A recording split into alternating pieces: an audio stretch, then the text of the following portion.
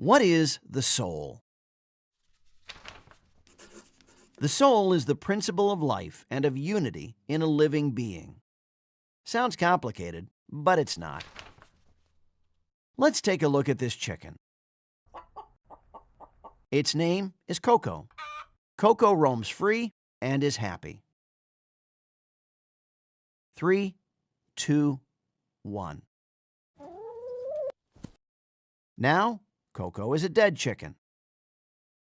On the outside, not much has changed, aside from her body posture, but there is an enormous difference.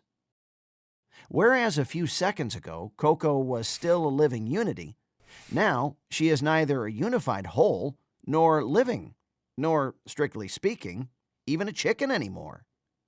Now that she is dead, her body has begun to decompose.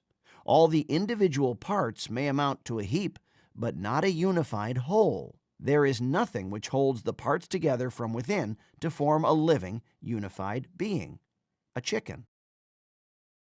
The principle, the cause, that which makes many diverse parts into one living unity, is known as the soul.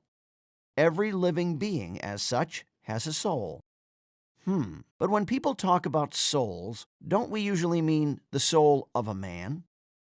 That is true. Nowadays, when we speak about souls, we usually mean the soul of a human being. In the past, the ancient Greek philosophers talked in the broader way that we were just using, and they distinguished between the vegetative soul of a plant, the sensitive soul of animals, and the rational soul of man, which is a soul with the capacity to know and to love. Naturally, the philosophers were especially interested in the human soul and spent much time discussing its powers and qualities. That is why today, whenever we speak of a soul, it is typically in reference to the rational soul of a human being. Now, why is the soul of a man so unique? Well, because of the two powers that belong to man alone: reason and will. These faculties go beyond the limits of matter, making the soul something spiritual. Two exciting things follow from this. First of all, since material things can only generate material things, but nothing spiritual, the soul must have another origin. This origin is God. Every human soul is directly created by God. Secondly, material things have parts. Consequently, they can break and fall apart.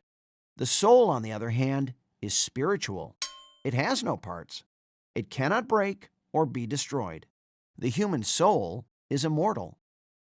So, let us summarize. The soul is the principle of life and unity in a living being. Nowadays, when we speak about the soul, we commonly mean the human soul. And the human soul is so special because its powers give it a spiritual quality, by which we know that the soul is created by God and immortal.